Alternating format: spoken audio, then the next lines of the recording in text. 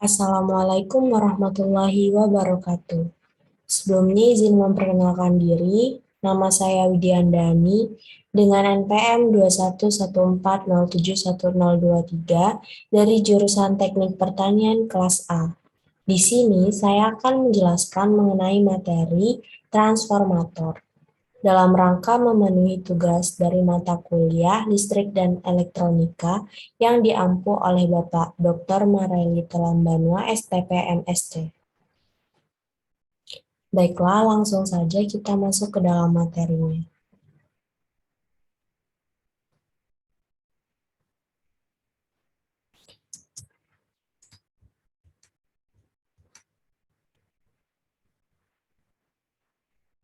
Transformator atau sering disebut juga sebagai trafo merupakan alat untuk mengubah energi listrik dari satu level tegangan ke level tegangan yang lain, di mana apabila kumparan primer dihubungkan dengan sumber tegangan bolak-balik, maka akan mengalir arus dalam kumparan primer dan menimbulkan perubahan flux magnetik dalam inti besi.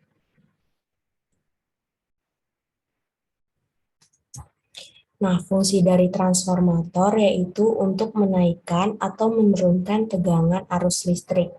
Kemudian dalam bidang komunikasi digunakan sebagai frekuensi audio dan video. Pada saat mengisi daya baterai ponsel atau kamera, dibutuhkan juga trafo jenis step down. Kemudian pada saat membuat raket nyamuk, kita juga membutuhkan trafo jenis step up. Berikut adalah gambar dari transformator beserta simbol dari transformator. Bisa kita lihat pada gambar ini terdapat kumparan primer, kemudian ada inti besi, dan juga kumparan sekunder. Di sini merupakan medan magnet. Nah,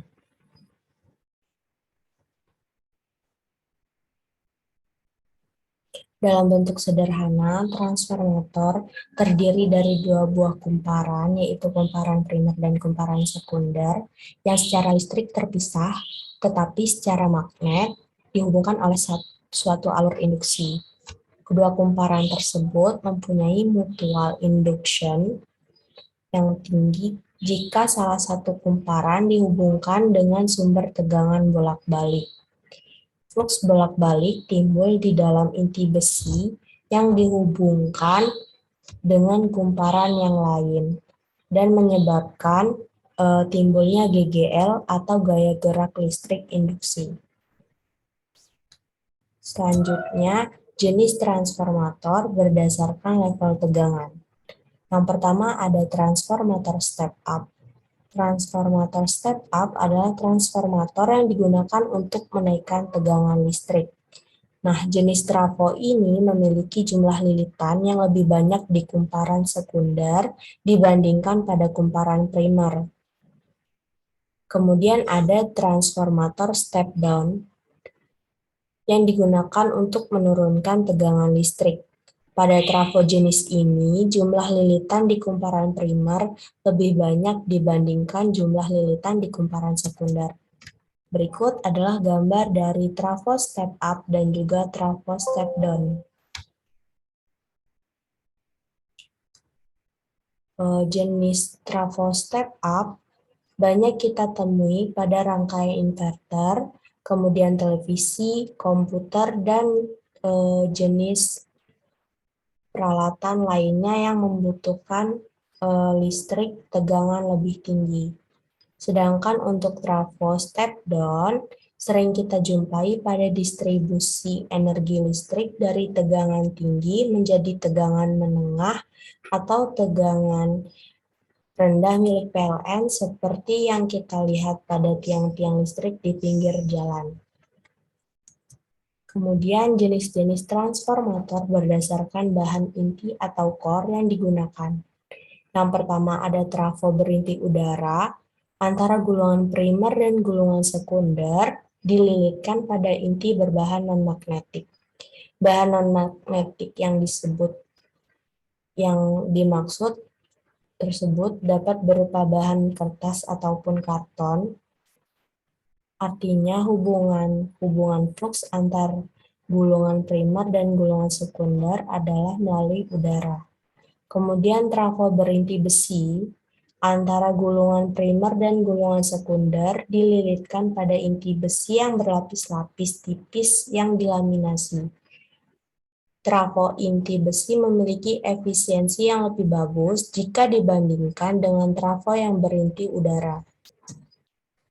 Selanjutnya, jenis transformator berdasarkan pengaturan lilitannya, yaitu trafo otomatis atau auto transformer. Merupakan trafo listrik yang hanya memiliki satu kumparan, di mana antara kumparan primer dan kumparan sekundernya terhubung secara fisik dan magnetis dalam satu rangkaian. Trafo otomatis banyak digunakan pada trafo step up dan step down yang memiliki fungsi untuk menaikkan tegangan maupun menurunkan tegangan pada tegangan 100 volt sampai 110 volt sampai 120 volt dan tegangan 220 volt hingga 230 volt dan 240 volt, bahkan pada tegangan 100 volt hingga 220 volt. Jenis-jenis transformator berdasarkan penggunaannya. Yang pertama ada trafo daya. Transformator daya merupakan jenis trafo yang berukuran besar yang digunakan untuk transfer daya tinggi yang mencapai hingga 33 kV. Kemudian ada trafo distribusi, diaplikasikan untuk mendistribusikan energi listrik dari pembangkit listrik ke konsumen listrik ataupun industri. Selanjutnya ada trafo pengukuran atau instrumen transformer digunakan untuk mengukur kuantitas arus, tegangan listrik, dan daya yang biasanya diklasifikasikan menjadi trafo arus dan trafo tegangan listrik. Kemudian ada trafo proteksi yang difungsikan untuk melindungi komponen listrik dari berbagai gangguan. Kemudian ada bahan penyusun dari transformator. Yang pertama, inti besi. Inti besi merupakan bahan ferromagnet yang menjadi tempat kawat kumparan dililitkan. Biasanya terbuat dari lempengan besi-besi tipis yang disusun secara berlapis. Selanjutnya ada kumparan trafo yang berbentuk lilitan kawat dengan fungsi isolasi yang membentuk gulungan atau kumparan. Kumparan ini terbentuk dari kumparan primer dan juga kumparan sekunder. Kemudian ada minyak trafo. Minyak trafo merupakan bahan isolasi cair yang dimaksudkan untuk pendingin pada trafo. Kemudian ada bushing. Bushing ini menjadi penghubung antara kumparan trafo dengan jaringan luarnya. Selain itu, menjadi penyekat antara konduktor tadi dengan tangki trafo. Kemudian ada tangki konservator. Fungsi dari tangki ini adalah untuk menampung minyak serta uap yang diakibatkan dari pemanasan trafo. Kemudian ada tap changer. Alat yang satu ini dirancang untuk mengatur tegangan supaya tegangan selalu dalam kondisi yang baik, stabil, dan berkelanjutan. Kemudian ada dehydrating breather. Ketika berada di konservator, minyak diupayakan sebisa mungkin untuk tidak bersinggungan dengan udara. Untuk mencegah hal tersebut terjadi, dibutuhkan suatu media yang dapat menghisap kelembaban, di mana biasanya yang digunakan adalah silika gel. Bisa kita lihat, di sini ada gambar rangkaian transformator.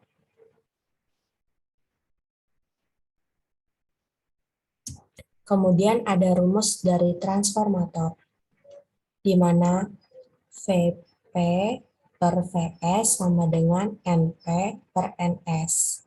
Vp adalah tegangan primer, kemudian Vs adalah tegangan sekunder.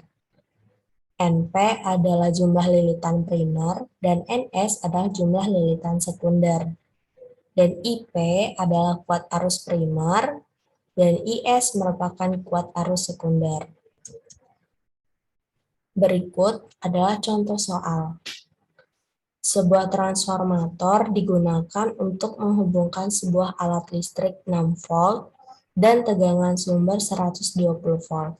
Jika banyak lilitan sekunder 40, maka carilah banyak lilitan primer pada transformator tersebut. Nah, sebelum menjawab, kita cari terlebih dahulu apa yang diketahui dalam soal. Di sini kan telah diketahui bahwasannya VP adalah 120 volt, kemudian VS adalah 6 volt.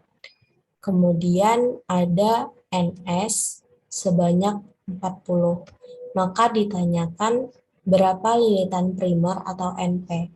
Maka rumus yang kita gunakan adalah NP per NS sama dengan VP per VS.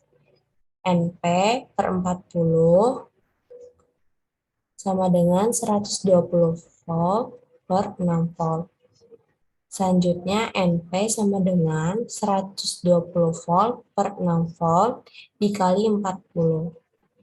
Maka hasil yang ditemukan adalah 800. Jadi banyaknya lilitan primer atau NP adalah sebesar 800. Kesimpulan dari materi ini adalah transformator merupakan suatu peralatan mesin listrik statis yang bekerja berdasarkan prinsip induksi elektromagnetik untuk menyalurkan tenaga atau daya listrik dari suatu rangkaian listrik ke rangkaian listrik yang lain tanpa merubah frekuensi. Nah, fungsi transformator adalah sebagai penyalur arus listrik ke berbagai tegangan, baik tinggi maupun rendah. Kemudian sebagai penyeimbang arus dan tegangan. Transformator ini dapat kita temukan pada perangkat listrik yang sering ditemui dalam kehidupan sehari-hari. Terima kasih. Mohon maaf apabila banyak kesalahan dan kekurangan pada presentasi saya. Saya akhiri. Wassalamualaikum warahmatullahi wabarakatuh.